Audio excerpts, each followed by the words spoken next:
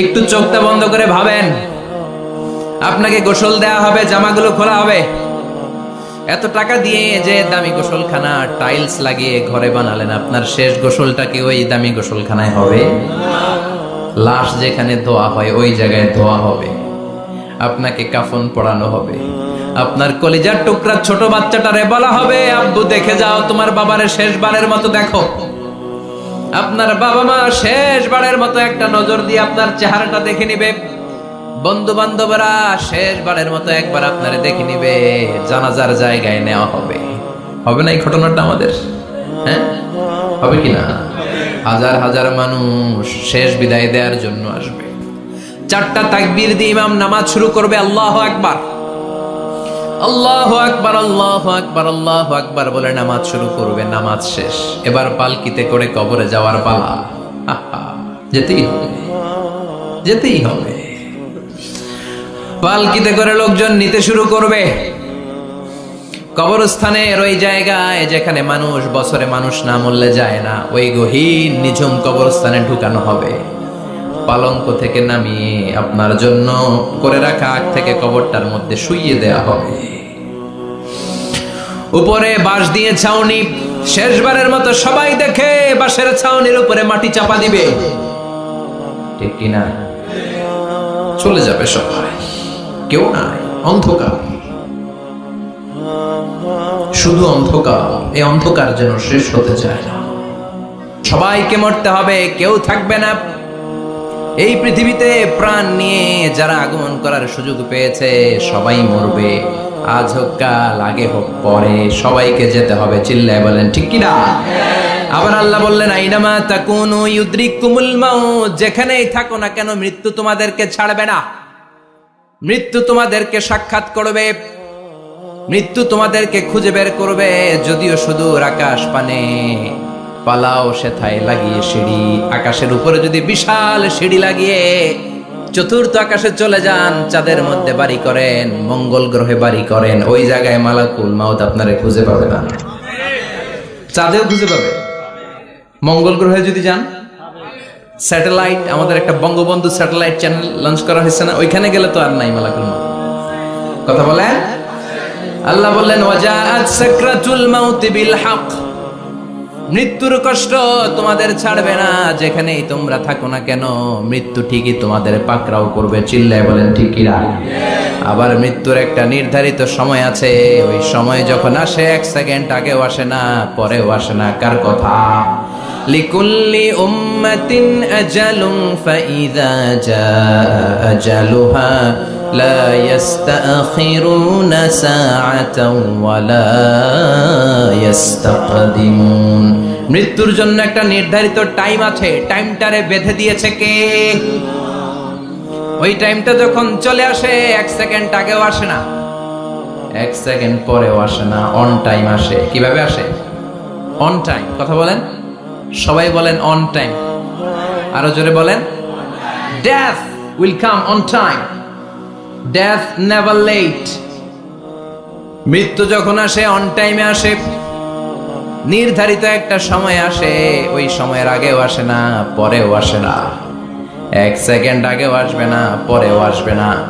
মনে করেন আপনাকে রব্বুল আলামিন 60 বছরের হায়াত দিয়েছে, আপনার বয়স এখন 50 বছর, আরো বাকি কয় বছর? এখন গোটা বিশ্বের সবাই মিলে যদি আপনারে মারতে চায়, কিছু করতে পারবে নাকি? কথা বলেন।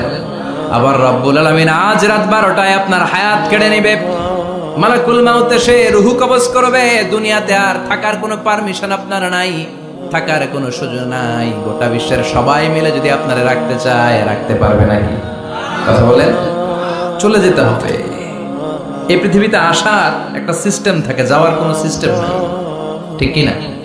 আসার সময় আগে আসছে আমার দাদা, তারপর আমার বাবা, তারপরে আমি, তারপরে আমার ছেলে, তারপরে আমার নাতি, তারপরে তার ছেলে। ঠিক কিনা? তার মানে আসার একটা সিরিয়াল আছে, যাওয়ার কোনো সিরিয়াল আছে নাকি? কথা কম। নাকি সিস্টেম দাদা আগে আসছে, দাদাই আগে যাবে, নাতি যেতে পারবে না? কথা বলেন। দাদার আগে নাতি মরে, এরকম আছে না নাই? মায়ের আগে মেয়ে যায়, আছে না নাই? মুরব্বী বাজানেরা বেঁচে থাকে, আমাদের মতো যুবক গুলো অ্যাক্সিডেন্টে মারা যায়, আছে না নাই? আবার অসুস্থরা বেঁচে থাকে, সুস্থরা মরে যায়, আছে না নাই? হাসপাতালে রোগীগুলো বেঁচে থাকে, ডাক্তার মরে যায়, আছে না নাই? উখিয়াতে তো ডাক্তার মরে না, দিকেও ডাক্তার মরে, ওনারা না বাঁচায় মানুষরে। হ্যাঁ হ্যাঁ, আল্লাহ বাঁচায়, ডাক্তার হচ্ছে ওয়াসিলা। চিল্লা এখন ঠিক কিনা? তার মানে এই দুনিয়ার থেকে চলে যাওয়ার কোনো সিরিয়াল থাকে না, মরে যাওয়ার সিরিয়াল থাকে না, আসার একটা সিরিয়াল থাকে, যাওয়ার কোনো সিরিয়াল থাকে না। কি বলেন? জোরে বলেন। আবার চলে যাওয়ার কোনো ভরসা নাই, এক সেকেন্ডের মধ্যে সব হয়ে যায়। একটা সঙ্গীত আছে না, এক সেকেন্ডের নাই ভরসা, ভঙ্গ হবে রং তামাশা, চক্ষু বুঝিলে হায়রে দম ফুরাইলে। চিল্লায় বলেন ঠিক কিনা? এই গানের যিনি সিঙ্গার ছিলেন, আমরা তখন ছোট, ফিরোজ শাহ বা ফিরোজ শাহ নামের, এক সেকেন্ডের নাই ভরসা, ভঙ্গ হবে রং তামাশা, চক্ষু বুঝিলে হায়রে দম ফুরাইলে। এই গানটা উনি গাইতে গাইতে স্টেজে মারা গিয়েছিলেন। দেখেন নাই? মুরব্বীরা জানবেন। তার মানে মৃত্যুর গান গেতে গেতে অনেকে মৃত্যুবরণ করে, এরকম আছে না নাই? অনেকে খাওয়ার টেবিলে বসে মারা যায়, আছে না নাই? ফুটবলার ফুটবল খেলতে খেলতে মরছে, দেখেন নাই? ক্রিকেট খেলতে খেলতে মইরা যায়, আছে না নাই? রেসলিং খেলতে খেলতে মারা যায়, দেখেন নাই? হ্যাঁ, এরকম ভিডিও দেখা যায় যে প্রতিপক্ষকে রেসলিং খেলায় মারতে মারতে শেষ, এখনই জিতে যাবে, হঠাৎ করে তাকায় কিচ্ছু বোঝে না, হঠাৎ করে জমিনে উল্টে পড়ে যায়, রেফারি এসে মাটিতে বাড়ি মারে, আর লড়ে না, আছে না? রেফারি কি করে? মাটিতে বাড়ি মারে, এতক্ষণ সে জিতে যায়, এখন আর নড়েই না। তাকাতে তাকাতে দুনিয়া থেকে নাই। অনেক টেলিভিশনের নিউজ রিপোর্টার রিপোর্ট করতে করতে নাই, দম ফুরাইলে ঠুস শেষ হয়ে যায়। অনেকে অ্যাক্সিডেন্টে মরে, সড়ক দুর্ঘটনায়, অনেকে বিমান দুর্ঘটনায় মরে, আকাশে মরে না? অনেকে পানিতে ডুবে মরে, অনেকে আগুনে পুড়ে মরে, অনেকে ক্রস ফায়ারে মরে, আছে না নাই? আবার অনেকে রাত্রিবেলা বিছানায় ঘুমোতে যায়, সকালে আর ওঠে না। কত ধরনের মরণ! আল্লাহ তুমি আমাদেরকে ভালো মরণ দিও, ইমানি মরণ দিও। ইমানের পথে অবিচল থেকে আমার মরণ যেন হয়, ইমানের পথে অবিচল থেকে আমার মরণ যেন হয়। তোমারই কাছে মিনতি আমার, তোমারই কাছে মিনতি আমার, মহামহিম দয়াময়। ইমানের পথে অবিচল থেকে আমার মরণ যেন হয়। চিল্লায় পড়ে না আমিন? তার মানে কে কোথায় মরবো আমরা কেউ জানি নাকি? ওমা তাদরি নাফসুম বিআইয়ি আরদিন তামুত, কোন জায়গায় মরবা, কখন মরবা কেউ আমরা জানি না, কিন্তু মরবো সবাই জানি, ঠিক কি না? কুল্লু নাফসিন যায়িকাতুল মাউত, প্রত্যেকটি আত্মার মৃত্যুবরণ করতে হবে, এটা আমরা সবাই জানি। The most certain thing in life is death, but the most uncertain thing in our life is the time of death. এই জীবনের সবচেয়ে সুনিশ্চিত বিষয় হলো মরণ, সবচেয়ে অনিশ্চিত বিষয় হলো মরণের সময়। চিল্লা এখন ঠিক কিনা? মরবো যে আমরা সবাই জানি, কিন্তু কোথায় মরবো আমরা কেউ জানি? জানি আমরা সবাইকেই মরতে হয়, জন্মালেই মরতে হবে, চলে যেতে হবে, থাকা যাবে না। এটাই হলো পৃথিবীর পদ্ধতি। জীবনের সবচাইতে নির্মম ঘটনা হচ্ছে মরণ, সবচাইতে ভয়ঙ্কর অভিজ্ঞতা। কোন প্রাণীর জন্য সর্বোচ্চ এবং সবচাইতে ভয়ঙ্কর অভিজ্ঞতা হচ্ছে মৃত্যু। এবং এত ভয়ঙ্কর অভিজ্ঞতা, এই অভিজ্ঞতাটা কারো কাছে শেয়ার করে যাওয়া যায় না। মরার সময় কেউ বলে যেতে পারছিল আমার মরতে এমন লাগছে, কইতে পারছে? কেমন লাগছে বলতে পারে?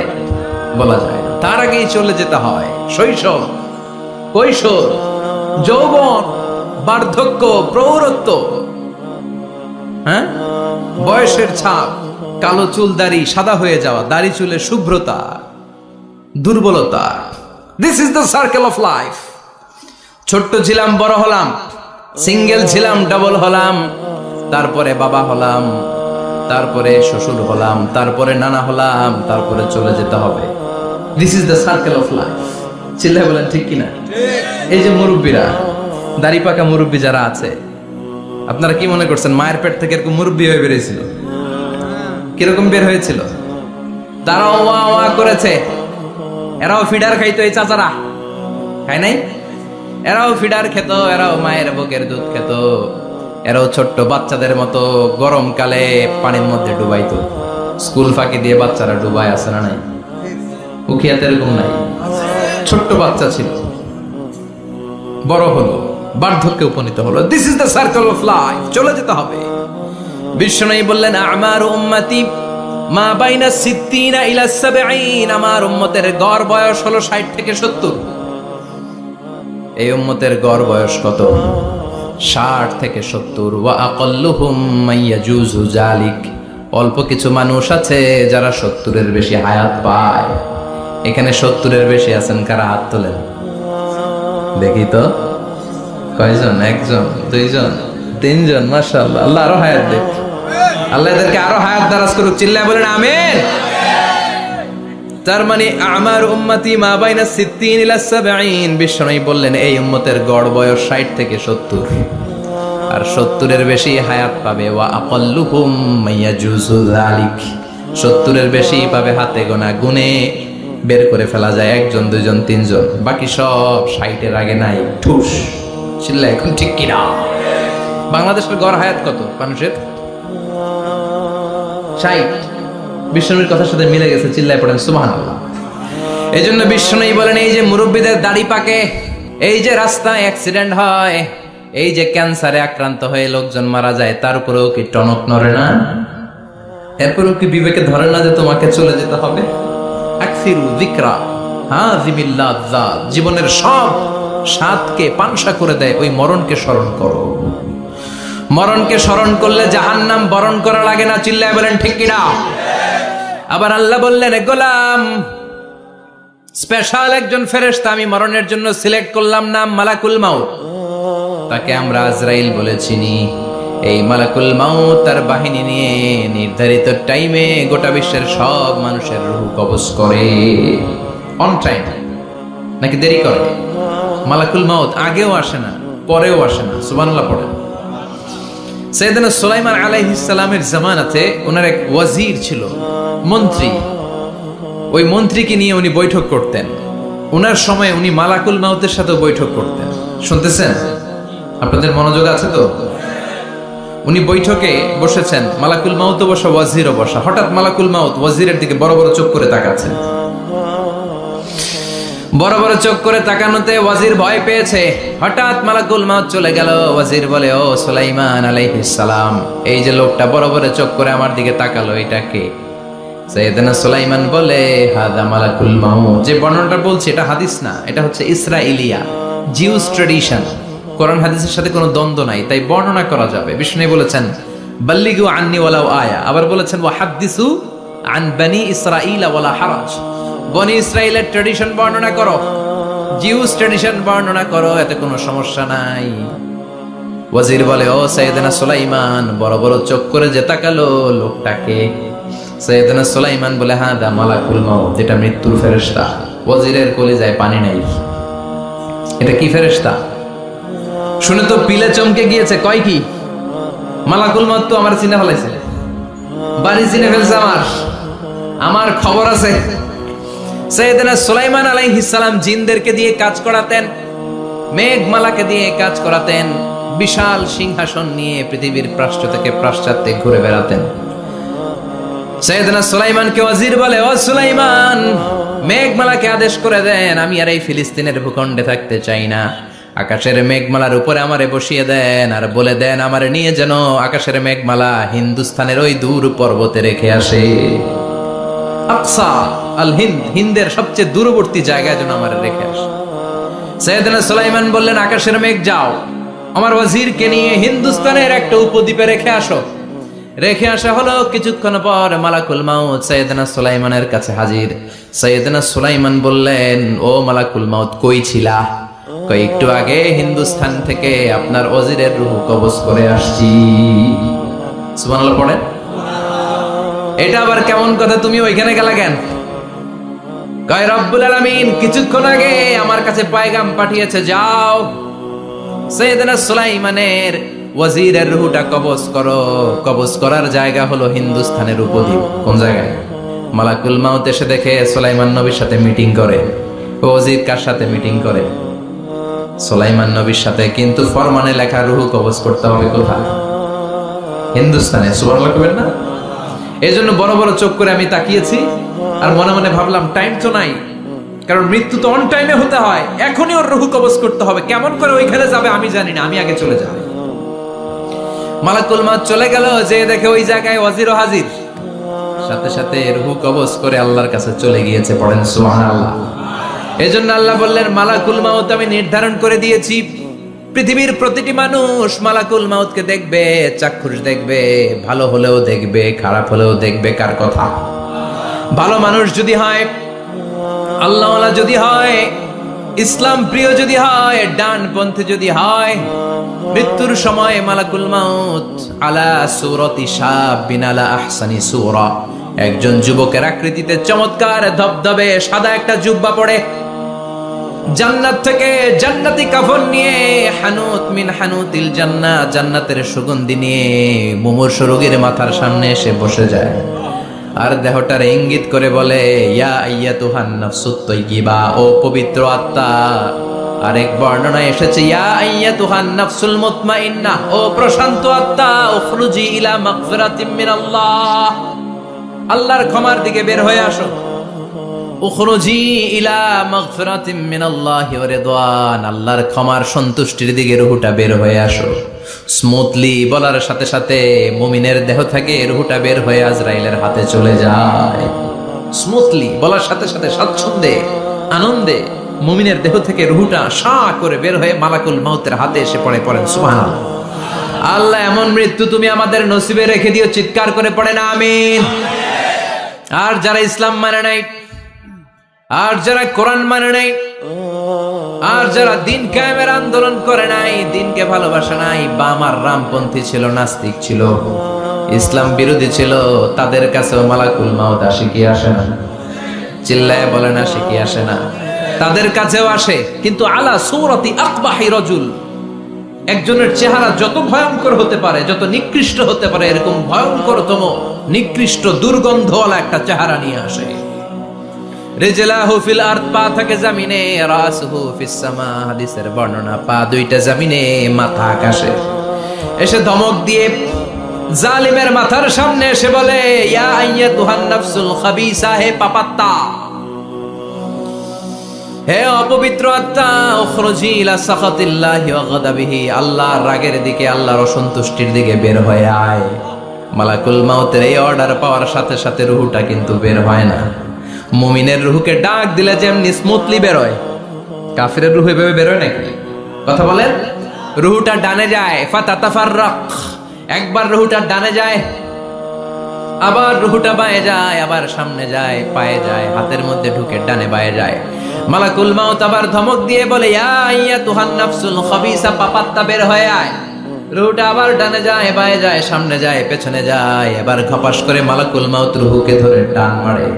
সারা দেহটা থেকে প্রাণ রস সিক্ত করতে করতে দেহ থেকে রুহটাকে টেনে হিচড়ে বের করে আনে। আর মুমূর্ষু রোগীটা চিৎকার মারতে থাকে। পড়েন না আউযুবিল্লাহ। একটা জীবন্ত ছাগলের চামড়াগুলো জবাই না দিয়ে কেউ যদি টেনে টেনে বের করে, ছাগল জবাই হয় নাই কিন্তু চামড়া এক পাশ থেকে টেনে টেনে টেনে হিচড়ে আপনি গা থেকে বের করলে যত কষ্ট হয়, এর চেয়েও বেশি কষ্ট দিয়ে মালাকুল মাউত বামপন্থী আর কাফেরদের রুহটা দেহ থেকে বের করে আনে। পড়েন না আউযুবিল্লাহ। আমাদের রুহটা যেন আল্লাহ, মুমিনদের রুহ আপনি যেভাবে কবজ করান, ওইভাবে যেন আমাদের রুহটা বের হয়ে আসে। আরো জোরে পড়েন আমিন। এজন্য আল্লাহ বললেন, বাল তুসিরুনাল হায়াতাদ দুনিয়া ওয়াল আখিরাতু খায়রুন ওয়া আবকা। পাগলের মতো মোহাচ্ছন্ন হয়ে এই দুনিয়াটার পেছনে ছুটে বেড়াও। এই দুনিয়া আসল নয়, আখিরাত হলো আসল। চিল্লায় বলেন ঠিক কিনা? অস্থির, আমরা ব্যস্ত দুনিয়ার লোভে আর মোহে পড়ে আমাদেরকে যে মরতে হবে, চলে যে যেতে হবে, এটা ভাবার সময় আমাদের নাই। চিল্লাই কোন ঠিক কিনা? এজন্য বলা হয় মুতু ক্বাবলান তামুতু, মরার আগে একবার মরো। হাসিবু ক্বাবলান তুহাসাবু আলাইক, তোমার হিসাব কিয়ামতের দিন করার আগে তুমি তোমার হিসাব করো। জীবনে কি কি পাপ করেছি আমি জানি, আমার চেয়ে ভালো কেউ জানে না। চিল্লায় বলেন ঠিক কিনা? কি কি অন্যায় করেছি আমার হৃদয়ের মধ্যে কথাগুলো আছে না নাই? পৃথিবীর কেউ না জানলেও আমি জানি কি জানি না? পৃথিবী না জানুক আমি তো জানি, আমি কি পাপ করেছি হায়। পৃথিবী না জানুক আমি তো জানি, আমি কি পাপ করেছি হায়।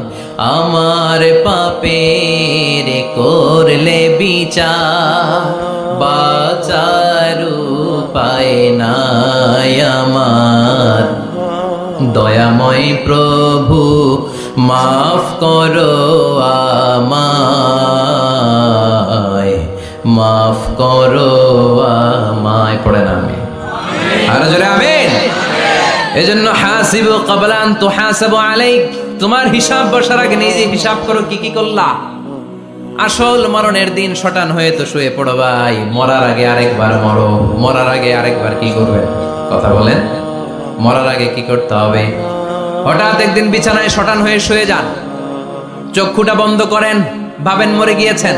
এই তো মালাকুল মাউত চলে এসে রুহটা নিয়ে গেল। আত্মীয় স্বজন চিৎকার চেঁচামেচি শুরু করে দিল, কান্নার রোল পড়ে গেল চারদিকে। মাইকের মধ্য দিয়ে, মসজিদের মাইকে অ্যানাউন্স হয়, অমুক এলাকার নিবাসী অমুক ভাই আমাদের মধ্যে দুনিয়ায় নাই, তার জানাজা হবে এশার নামাজের পর। সবাই এসে রুহের মাগফিরাত করেন। সবাই আপনারে দেখতে আসবে, কেঁদে কেঁদে লোকজন আপনারে কবর দিতে আসবে। চিল্লায় বলেন ঠিক কি না? কেঁদে কেঁদে সবাই আসবে দেখার জন্য। ছেলেগুলো কাঁদবে, স্ত্রী কাঁদবে, বাবা মা কাঁদবে, বন্ধু বান্ধব কাঁদবে। আর ঘরের মধ্যে রাখা হবে না। এবার আপনাকে গোসল দেওয়ার পালা। চক্ষু বন্ধ করে চিন্তার দরকার আছে না নাই? কথা বলেন। একটু চোখটা বন্ধ করে ভাবেন, আপনাকে গোসল দেয়া হবে, জামাগুলো খোলা হবে। এত টাকা দিয়ে যে দামি গোসলখানা টাইলস লাগিয়ে ঘরে বানালেন, আপনার শেষ গোসলটা কি ওই দামি গোসলখানায় হবে? লাশ যেখানে ধোয়া হয় ওই জায়গায় ধোয়া হবে। আপনাকে কাফন পরানো হবে। আপনার কলিজার টুকরা ছোট বাচ্চাটারে বলা হবে, আব্বু দেখে যাও তোমার বাবারে শেষবারের মতো দেখো। আপনার বাবা মা শেষবারের মতো একটা নজর দিয়ে আপনার চেহারাটা দেখে নিবে। বন্ধু বান্ধবরা শেষবারের মতো একবার আপনারে দেখে নিবে। জানাজার জায়গায় নেওয়া হবে। হবে না এই ঘটনাটা আমাদের? হ্যাঁ, হবে কি না? হাজার হাজার মানুষ শেষ বিদায় দেওয়ার জন্য আসবে। চারটা তাকবীর দিয়ে ইমাম নামাজ শুরু করবে। আল্লাহু আকবার, আল্লাহু আকবার, আল্লাহু আকবার, আল্লাহু আকবার বলে নামাজ শুরু করবে। নামাজ শেষ। এবার পালকিতে করে কবরে যাওয়ার পালা। যেতেই হবে, যেতেই হবে। পালকিতে করে লোকজন নিতে শুরু করবে। কবরস্থানের ওই জায়গায় যেখানে মানুষ বছরে মানুষ না মরলে যায় না, ওই গহীন নিঝুম কবরস্থানে ঢুকানো হবে। পালঙ্ক থেকে নামিয়ে আপনার জন্য করে রাখা আগ থেকে কবরটার মধ্যে শুইয়ে দেয়া হবে। উপরে বাঁশ দিয়ে ছাউনি, শেষবারের মতো সবাই দেখে বাঁশের ছাউনির উপরে মাটি চাপা দিবে। ঠিক কিনা? চলে যাবে সবাই, কেউ নাই, অন্ধকার, শুধু অন্ধকার। এই অন্ধকার যেন শেষ হতে চায় না। এই ঘটনা ঘটবে না আমাদের? কথা বলেন, ঘটবে কিনা? এজন্য মরার আগে এগুলো চিন্তার দরকার আছে না নাই? মরার আগে আরেকবার মরার দরকার আছে না নাই? এজন্য রব্বুল আলামিন বলেন, বাল তুসিরুনাল হায়াতাদ দুনিয়া ওয়াল আখিরাতু খায়রুন ওয়া আবকা। এই দুনিয়ার জীবনটাকে তোমরা আসল জীবন মনে করো, এটা আসল জীবন নয়। আসল জীবন হলো কবরের জীবন। চিল্লায় বলেন ঠিক কিনা? আল্লাহ তোমার এই দুনিয়া, আল্লাহ তোমার এই দুনিয়ায় কেউ আসে কেউ চলে যায়। তবু তোমার ভয়ে কারো কাঁদে না হৃদয়। এই দুনিয়াতে আমার বদলে গেল মন। চারিদিকে দেখি শুধু সুখেরই স্বপন, ভাবলো না মন আল্লাহ ছাড়া।